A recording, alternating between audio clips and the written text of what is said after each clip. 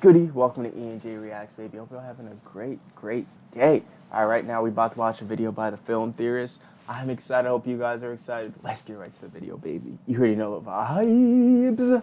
There's epic canon in season 5 coming. Really? Season Okay. 5? Show me what you got. Morty? Hypothetical grandson we go on adventures with. You live with a version of our dead daughter. Oh, wow. You were not kidding, huh? Oh, wow. Hello, Internet! Welcome to Film Theory, the Yes, show that doesn't sir. take a 1-month hiatus between episodes, but probably needs to. The theories, they just keep coming. They just keep coming, and they don't stop coming. Fed to the rules, and I hit the ground running. 90s kids will understand. Anyway, I would say that I was okay. annoyed with the show's creators making us wait a whole month to finally get the conclusion of Season 5, but the most recent episode of Rick and Morty actually gave us several massive lore dumps to chew on while we were waiting, so as a theorist, can't really complain. Rick Turnell, friend shine of the spotless Mort, try saying that one 3 times fast, actually addresses several things about the Rick and Morty canon that have been open questions since its early seasons, and none is big. My Rick and Morty fans, like my real ones who watch every single season, please stand up, baby. Please stand up, man. You deserve the recognition, the praise, everything, man. This film theory is for you, honestly. Let's get to Rick's origin story. And I do mean the origin story. For the first time ever, we see Kid Rick, and not just a mini clone of Rick. Wow.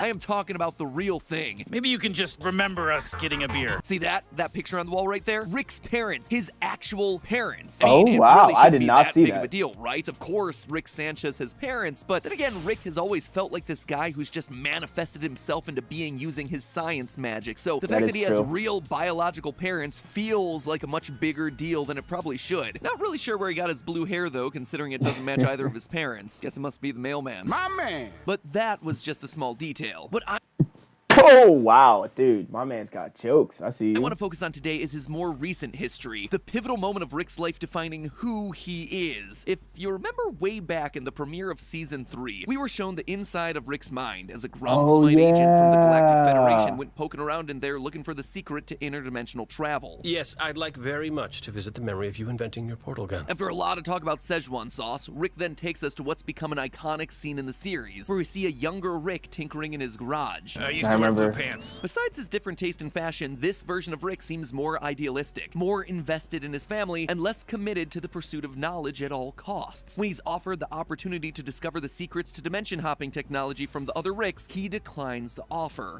Pass. Excuse me? Bro, Ricks don't pass on this. Who do you think you are? A different kind of Rick, I guess. A different kind of Rick is putting it mildly. This version of Rick is at complete odds with the version of Rick that we've come to know over the course of the series. Not only does he decline the proverbial offer to eat from the tree of knowledge, but he actually decides to give up on science altogether. I just took a long look at myself, and I don't think this science thing is gonna pay off. Why don't I get Beth and we'll go out for ice cream? That, Diane, is the last great idea that will ever be had in this garage. This woman, Diane, is by all intentions Rick's partner and Beth's mother, and he has every intention of devoting himself to them until tragedy strikes. No!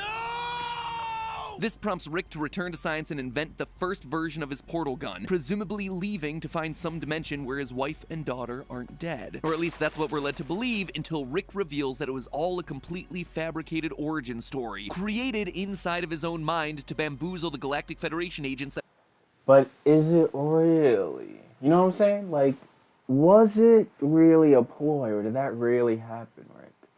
What are you hiding from us, Rick? These are the questions that we need to know. we're trying to mind scan him. You can alter anything you want about a totally fabricated origin story. And so it would seem that Rick managed to pull a fast one on both the Galactic Federation as well as us, the audience. Or did he? But what if there's always some truth in the lie?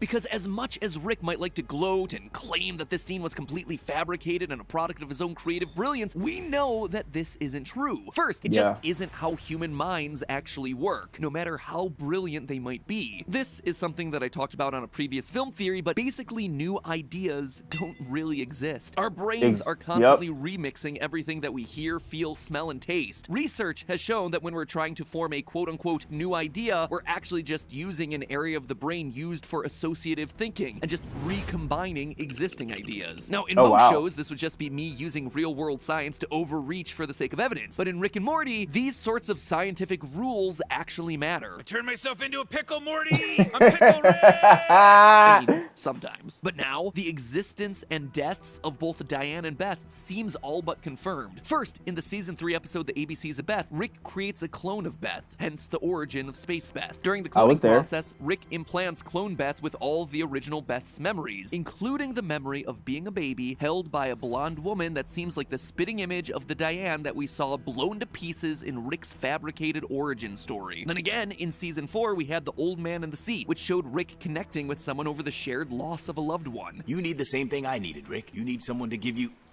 permission Bro, I remember this episode. I remember this episode. to live. In the season 5 premiere, we have Mr. Nimbus referencing Diane's untimely death. If Diane were alive today, what was she?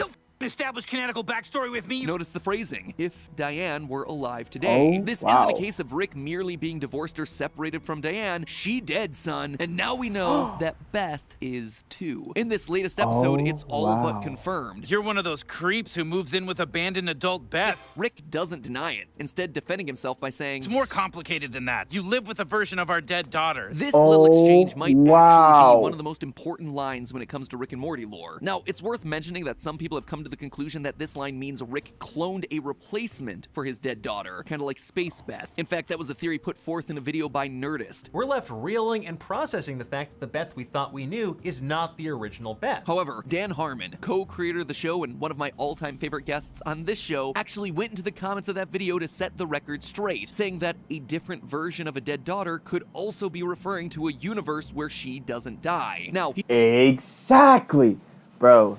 Shout out Film Theory for putting it all together and making it make more sense. He This doesn't I agree outright with this say logic. that this is the case, and I appreciate a creator who wants to give the fans freedom to come up with their own interpretations and predictions, but I mean, all the evidence that we've covered so far doesn't lie. In fact, this episode not only confirms Beth and Diane's death, it shows us what Rick That's does in the crazy. aftermath. Notice the portal gun that Memory Rick uses throughout the episode. It's a crudely hacked together version of the real portal gun. But it's not just Bird Person having a bad memory of what the gun looked like, it's really an early model of the gun. One, in fact, that we've seen before. Again, in the fabricated origin story of Rick. Rick puts it together in his garage after his loved ones blow up. And that's not all. Check out Rick's haircut in this exact moment. The exact same as the one we see him with in the garage before his family's death. This immediately connects Memory Rick, Blue Pants Rick, and our Rick all as the same person. And we see even more. Later in the episode, we flash through a lot of brief moments in Rick's history with Bird Person, including Squanchy's stand-up comedy night. Notice how Rick is dressed for that occasion? Blue pants. That is not a detail that the creative team of the series is gonna overlook. And later in the same episode, Killing us won't bring her back. it's Rick going on a rampage against versions of himself, the ones responsible for killing his loved ones and shattering his world. So basically, the episode gives us a timeline of Rick Sanchez. He loses Diane and Beth just like we saw other versions of himself pop into his reality. Dog, this is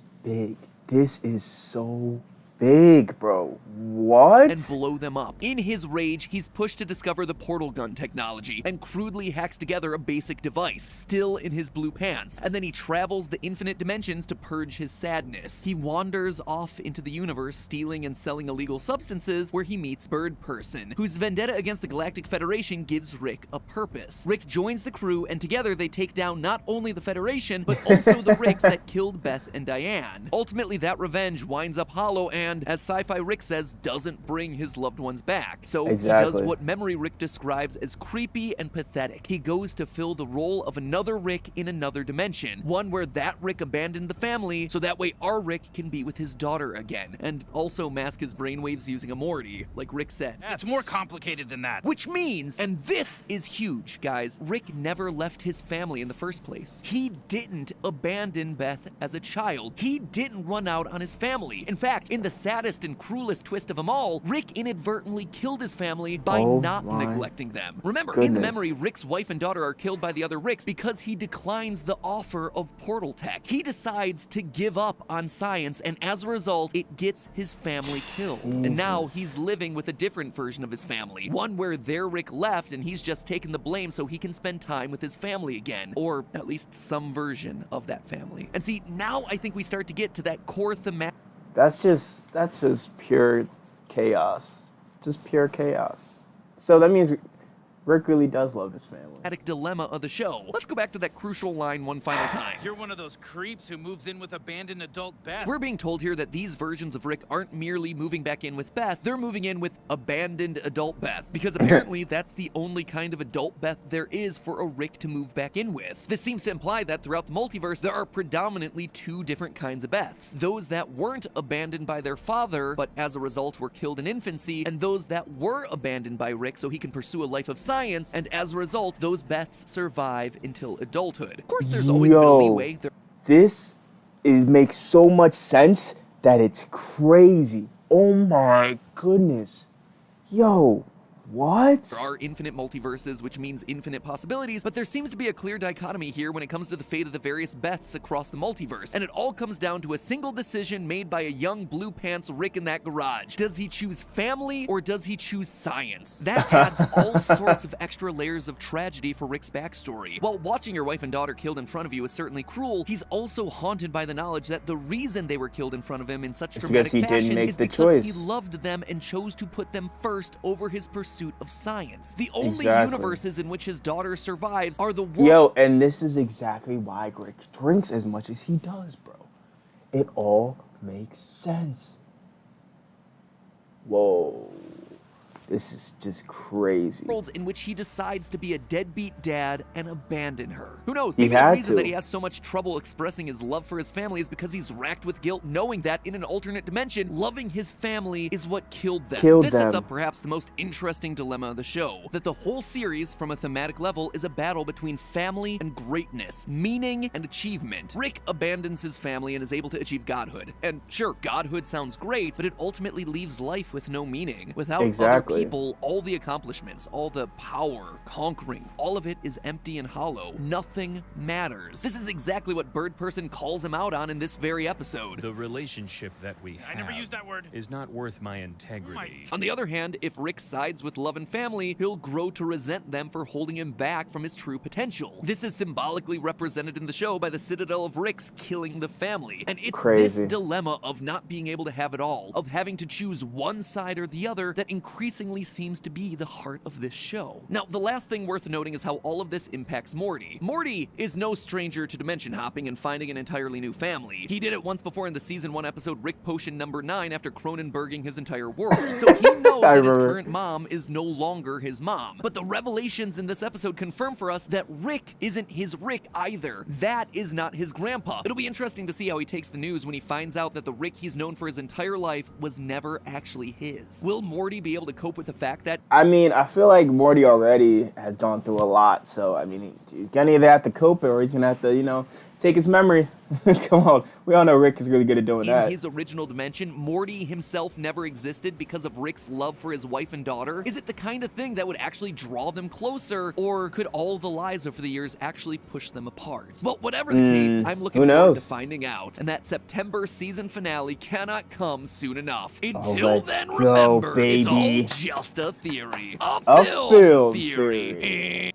Hey man, I'm a big fan. Big fan of Rick and Morty and film theory. Thank you so much for clarifying it. For people like me, dude, this is crazy. This is big news, man. My Rick and Morty fans, stand up, baby. My, film theory fans, stand up, baby. It's been your humble and gracious host. I am signing off. Hey, stay blessed, beautiful, and clean. Peace out, y'all.